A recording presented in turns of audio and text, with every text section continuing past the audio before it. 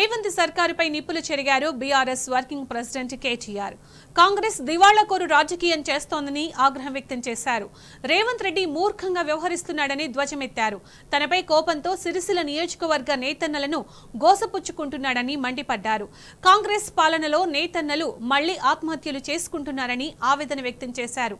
నేతన్నలకు ఉపాధి కల్పించి ఆదుకోవాలని డిమాండ్ చేశారు. దారుణమైన నిర్ణయాన్ని ఈ ప్రభుత్వం బతుకమ్మ చీరలు బంద్ పెడుతూ తీసుకున్నది. దీనివల్ల అసలు ఈ పథకం వెనుక ఉన్న ఉద్దేశం కానీ ఈ పథకం వెనకాల ఉన్న ఆలోచన కానీ ఈ ముఖ్యమంత్రికి కానీ ప్రభుత్వానికి కానీ కనీస అవగాహన కూడా లేదు. శాసనసభలో నేను చెప్పే ప్రయత్నం చేసిన ముఖ్యమంత్రికి, నా మీద కోపం ఉంటే, నా మీద రాజకీయ కక్ష ఉంటే నా మీద తీసుకోండి, కానీ ఈ రకంగా నా నియోజకవర్గ నేతన్నలను ఇబ్బంది పెట్టకండి అని చెప్పి కూడా నేను శాసనసభలో ప్రభుత్వానికి విజ్ఞప్తి చేసిన. ఈ ప్రభుత్వం ఎంత మూర్ఖపు ప్రభుత్వం అంటే కనీస అవగాహన లేదు, నేర్చుకోవాలి అనే జిజ్ఞాస లేదు, అసలు సిరిసిల్లలోని స్థితిగతులేందో కనీస సోయి లేదు.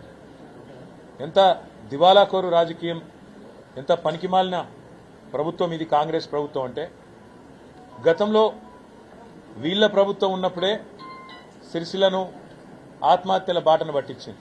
సిరిసిల్లలో ఆత్మహత్యలు బంద్ అయి, జీతాలు డబల్ అయి, కార్మికులై 8,000 సంపాదించేటోళ్ళు 20,000 సంపాదించే కాడికి ఎదిగి కొద్దిగా ఇప్పుడిప్పుడే ముఖం తెలివికి వస్తున్న ఈ సమయంలో దురదృష్టవశాత్తు మా ప్రభుత్వం పోయి మళ్లీ దిక్కుమాలిన కాంగ్రెస్ ప్రభుత్వం వచ్చింది.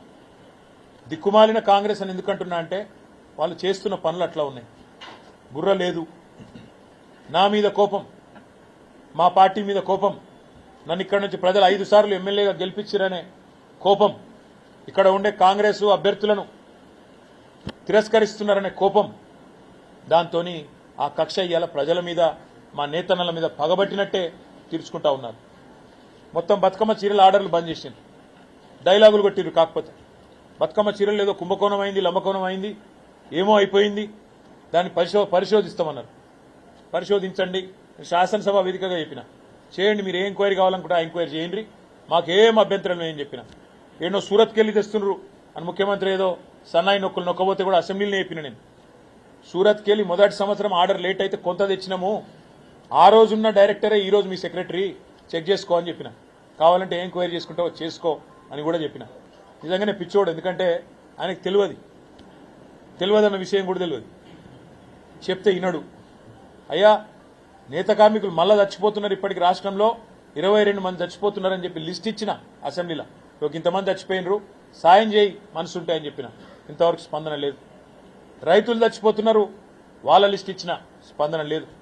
ఆటో డ్రైవర్లు ఆత్మహత్య చేసుకుంటున్నారు, చూడు అన్న, లిస్ట్ ఇచ్చిన, స్పందన లేదు. అసెంబ్లీలో ఇచ్చిన, స్పందన లేదు.